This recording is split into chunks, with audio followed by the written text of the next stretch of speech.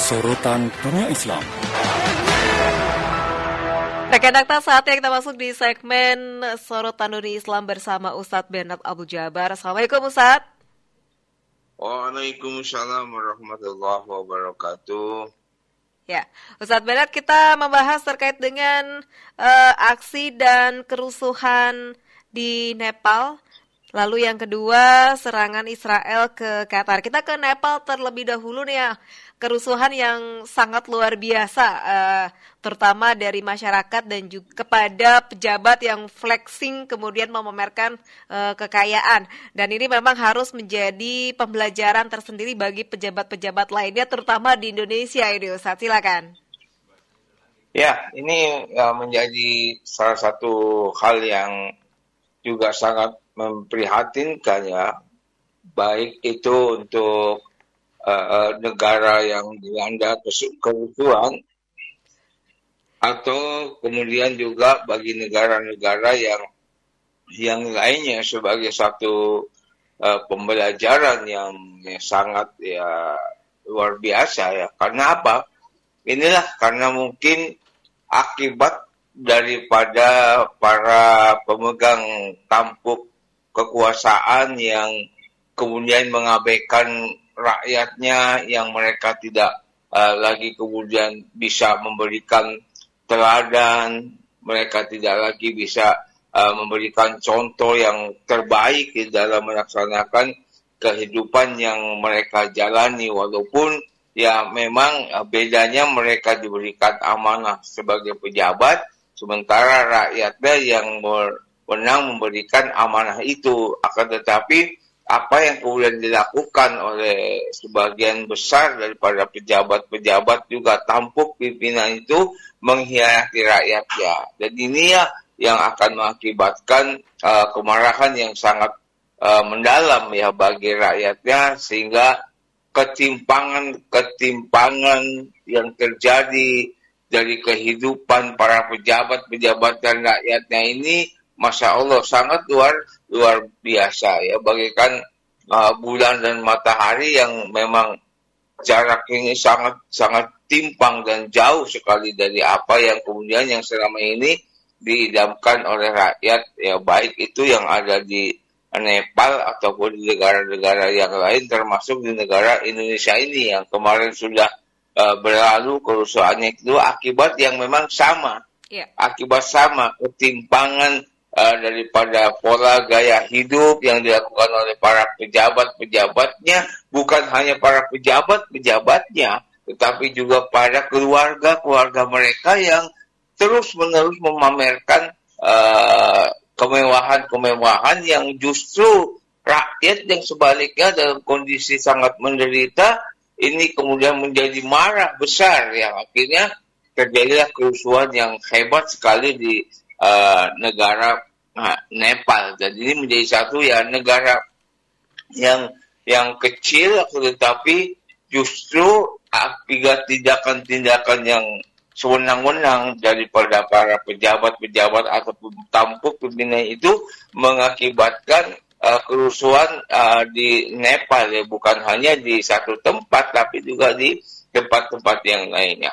Dan kerusuhan Nepal ini menjadi salah satu kerusuhan yang terbesar ya dilakukan oleh rakyatnya, khususnya bagi negara Nepal itu sendiri.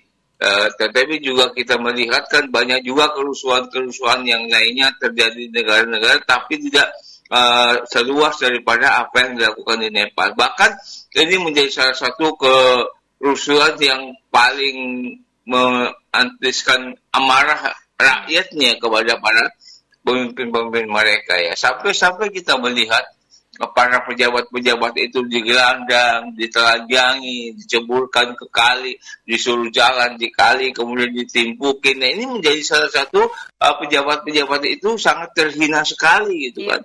Artinya ini akibat dari apa yang mereka lakukan. Ini akibat daripada kecongkakan, kesombongan, kesemena-menaan yang mereka lakukan terhadap rakyatnya. Dia pikir bahwasanya jabatan itu sekedar sesuatu kesenangan atau sesuatu untuk menumpuk harta, padahal kan tidak. Karena dalam Islam sendiri bahwa yang namanya jabatan itu merupakan satu amanah yang harus ditunaikan, amanah yang harus ditegakkan. Seandainya mereka berkhianat, ya tentunya yang akan memberikan amanat itu akan menjadi marah, dan rakyat itu telah memberikan amanah kepada mereka untuk melaksanakan demi kepentingan rakyat, tetapi mereka justru malah berkhianat terhadap rakyatnya sendiri yang memberikan amanah itu, ya sehingga akhirnya kerusuhan itu pun terjadi. Ya bahkan kita melihat polisi tidak berdaya menghadapi seperti itu, tentara apalagi, sehingga mereka yang membiarkan saja kerusuhan itu berlangsung sampai membakar rumah-rumah para pejabat, penjarahan, kemudian membakar gedung DPR, MPR-nya, kemudian juga melakukan upaya-upaya perusakan di mana-mana terjadi. Pokoknya yang namanya pejabat nggak akan merasa aman pada saat itu. Dan itu pun kita lihat di Indonesia seperti itu. Ya, ketika para anggota-anggota dewan, para pemimpin-pemimpin tidak melaksanakan amanah yang diberikan kepada rakyat, ya kepada mereka, tentunya rakyat akan menjadi sangat marah. Apalagi dengan itu menunjukkan sikap-sikap arogansi mereka, mempertontonkan kekayaan mereka yang didapat, ya kemudian juga mengeluarkan statement-statement yang sangat menyakiti hati rakyat. Intinya pada prosesnya itu kejadian di Nepal dengan di Indonesia ini hampir-hampir sama. Ya, cuman Nepal ini memang lebih besar ya kejadiannya. Ini hampir meluas seluruh Nepal, tetapi kalau di Indonesia kan hanya sebagian kota-kota besar saja. Tetapi ini menjadi satu juga cerminan bagi mereka, orang-orang yang diberikan amanah berupa kekuasaan, yang diberikan amanah berupa jabatan, maka janganlah semena-mena melakukan apa yang menjadi, walaupun ya mereka ini memiliki hal-hal yang lebih daripada rakyat, tetapi jangan mempertontonkan kondisi-kondisi yang terjadi. Dan dimulai kan juga begitu kan. Di Nepal ketika para pemimpin pejabat-pejabat mereka sedang berjoget-joget dan sebagainya, ini justru memberikan kemarahan bagi rakyatnya. Begitu juga kejadian di Indonesia, kerusuhan kemarin itu. Ini kan dimulai dengan anggota dewan yang berjoget-joget karena kenaikan tunjangan, gaji, dan sebagainya. Nah, ini yang kemudian mengeluarkan statement-statement yang menyakiti rakyat. Sudah begitu pula mereka melakukan upaya-upaya, mana tidak mau bagaimana mereka untuk meminta maaf kepada rakyatnya, tetapi ya rakyat menjadi marah. Akhirnya kerusuhan di mana-mana terjadi. Sama persis di Nepal itu pun terjadi demikian. Begitu juga negara besar seperti Amerika, Perancis, kemudian London, di Inggris dan sebagainya. Ini kan kejadian kerusuhannya seperti itu gitu kan. Tapi yang kita perlu perhatikan bahwa kerusuhan-kerusuhan yang dimanapun ini akan berada, maka kita lihat bagaimana justru perlakuan para petinggi-petinggi negara, pejabat-pejabat negara, baik itu anggota dewannya dan sebagainya, ini harus peka terhadap apa yang terjadi di masyarakat. Jangan ketika mereka dipilih, kemudian mereka mementingkan diri mereka sendiri dan juga mementingkan kelompok-kelompok mereka saja, sementara orang yang memilih mereka, yang diamanatkan kepada mereka, justru mereka khianati. Dan ini yang kemudian menjadi kemarahan. Enggak dimanapun juga. Ini pemicu-pemicu kerusuhan itu ya seperti itu, ketimpangan antara pejabat-pejabat dengan rakyatnya sendiri, bukan hanya pejabatnya saja, tetapi juga keluarga mereka, anak istri mereka yang menunjukkan gaya hidup yang borju dan sebagainya. Ini yang sudah membuat rakyat menyakin marah. Bahkan mereka pun mendapatkan itu dari hasil korupsi yang besar, dan ini menjadi salah satu hal pemicu daripada kerusuhan di mana-mana itu terjadi. Dan kita berpikir bahwa Islam itu memberikan satu solusi sebenarnya. Jikalau engkau diberikan amanah, jangan engkau khianat kepada orang yang memberikan amanah itu. Hingga kalau itu sudah dijalankan, karena ini merupakan titipan, ini merupakan hal yang dijaga, dirawat. Jangan sampai nanti bukan hanya sebatas dunia ya kerusuhannya itu terjadi, tapi juga nanti itu akhirat akan mereka pertanggungjawabkan semuanya. Dan ini menjadi salah satu contoh perilaku-perilaku yang kemudian dilaksanakan, perilaku-perilaku yang kemudian dilakukan oleh para pejabat-pejabat publik, itu termasuk dari mulai mereka petinggi pemerintahan, presiden ataupun perdana menteri, menteri-menteri ataupun para legislatif dan sebagainya. Ini seharusnya berkaca dari apa yang mereka diberikan amanah, bukan mumpung kesempatan masih menjabat maka mengeluh harta sebanyak-banyaknya. Ini pun dilarang kan dalam agama Islam, bahwa jabatan itu ya sebenarnya amanah untuk mensejahterakan kepada rakyatnya. Mereka dipilih oleh rakyatnya kemudian untuk melaksanakan kepentingan rakyatnya untuk kesejahteraan rakyatnya. Ya. Nah, baik Indonesia ataupun Nepal ini kan sebaliknya tidak demikian. Sehingga kemarahan itu begitu luar biasa. Sehingga lihat betapa kerugian yang diderita oleh Nepal itu luar biasa banyaknya. Berapa triliun mereka tuh mengalami kerugian. Ya pastinya segala kerusuhan pasti akan mengalami kerugian yang begitu signifikan dan begitu banyaknya. Sehingga akhirnya apa? Ya akibat kerusuhan itu kan pemerintah terhenti. Ya, sehingga pemerintah tidak bisa melakukan upaya-upaya untuk menjalankan roda kepemimpinan itu dengan sebaik-baiknya. Sekarang akhirnya kan mereka harus berbenah kembali, harus juga kemudian memilih Perdana Menteri yang baru, kemudian pejabat-pejabat wakil-wakil rakyat yang baru dan sebagainya, sehingga kos yang diderita dari kerusuhan itu begitu sangat luar biasa banyaknya, sehingga akhirnya ini pun memakan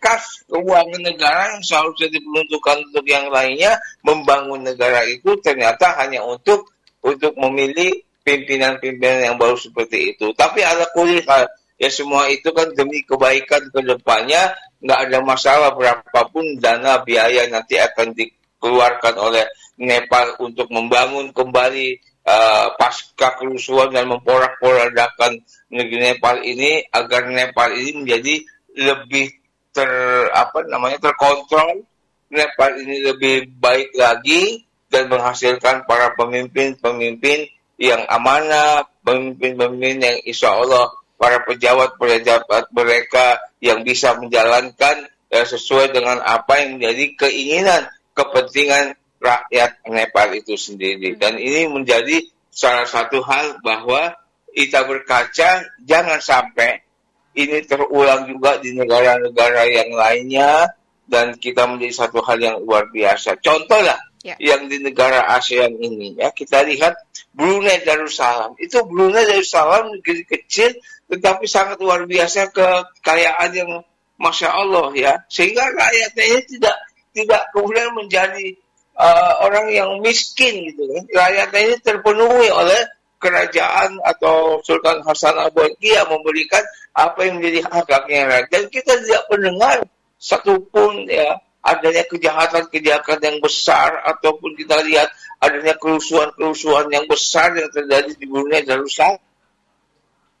Itu contoh ya, artinya para pemimpin-pemimpin baik itu berupa kerajaan, raja, presiden, perdana menteri dan sebagainya, mari tunjukkan bahwa Anda ini menjadi khadimatul ummah, menjadi seorang pelayan umat. Maka layani umat itu sebaik-baiknya. Dan kita lihat Brunei Darussalam aman-aman saja, tidak ada kemudian kita lihat kejadian-kejadian besar yang terjadi di Brunei Darussalam. Itu negara ASEAN, satu-satunya yang negara kecil, Brunei Darussalam, tetapi memiliki tingkat kesejahteraan, keamanan dan sebagainya yang sangat luar biasa. Ya walaupun ya ada pembunuhan, ada mungkin perampokan, itu ya biasalah terjadi. Ini artinya sesuatu yang sangat kecil, yang tidak signifikan, diatasi hari itu juga, ataupun bisa diatasi oleh para penegak hukum. Tapi jangan sampai kita lihat, kita baca berita bahwa di Brunei Darussalam ini tidak pernah ya terjadi huru luar biasa. Ya. Kecuali kita lihat. Baik, Ustadz, mungkin kalau dalam pandangan Islam terkait dengan kerusuhan atau juga penjarahan ini bagaimana, Ustadz? Kalau kerusuhan, penjarahan itu ya pastilah pasti akan terjadi. Di mana ada kerusuhan ya pasti ada penjarahan begitu. Tapi kan Islam itu melarang bahwa mengambil hak-hak orang lain itu tidak dibenarkan. Wala taqulul malal bil batil. Jangan kalian mengambil harta-harta dengan cara yang batil. Artinya kalau dalam Islam penjarahan itu pun tidak dibenarkan. Artinya penjarahan itu tidak dibolehkan. Artinya itu bukan menjadi haknya yang harus dijarah. Tetapi kalau ini menjadi salah satu hal, itu pasti di mana-mana itu akan terjadi. Yang namanya kerusuhan itu pasti akan, efeknya itu pasti ada penjarahan. Kenapa? Ya ini tadi, yang mereka sebenarnya muaranya luar biasa. Yang dijarah itu kan bukan kepentingan publik atau apa ya, tapi dijarah itu kan harta para pejabat, perdana menteri dan sebagainya yang dijarah-jarah. Sama di Indonesia juga kan begitu. Yang dijarah kan cuma beberapa orang saja yang memang membuat kontroversi yang tidak baik dalam kehidupan masyarakat di Indonesia, dan ini akibat daripada itu.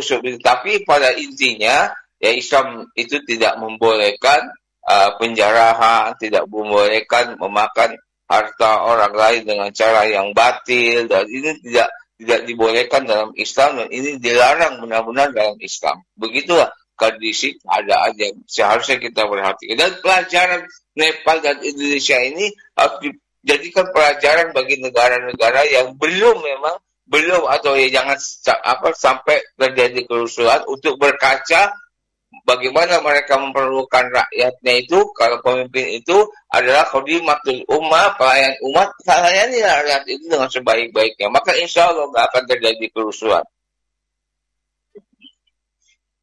Ya, kita secara singkat terkait dengan serangan Israel ke Qatar ini, Ustaz. Silakan. Di tengah perbincangan untuk mendamaikan antara Israel dan Palestina di Qatar. Ya, ini menjadi salah satu hal ya. Sampai-sampainya gitu ya, kemudian menyerang ke Qatar. Dan ini memang disinyalir ya menjadi salah satu kegeraman Israel terhadap Qatar, karena memang ada sesuatu yang dilakukan oleh Qatar sehingga melukai atau perasaan Israel sendiri. Walaupun ya secara dalam negeri Israel sendiri sudah hancur dan babak belur Iran pada saat. Tetapi yang perlu kita perhatikan bahwa memang ya sudah saya katakan ya inilah mungkin ada babak baru peperangan besar yang akan terjadi di Timur Tengah, dan ini sudah menjadi mungkin akan masuk kepada peperangan dunia ketiga, dan ini menjadi salah satu juga pesan nubuat yang disampaikan Rasulullah SAW itu, sehingga kita melihat saja ke depannya seperti apa, dan satu persatu ini sudah ditampakkan seperti itu. Dan kita melihat juga serangan Israel ke Qatar sendiri, sebagaimana dikatakan oleh para pengamat di dunia ataupun di Indonesia, ini menjadi salah satu tatanan hukum kedaulatan negara-negara ini sudah pada hancur, sudah tidak lagi mencerminkan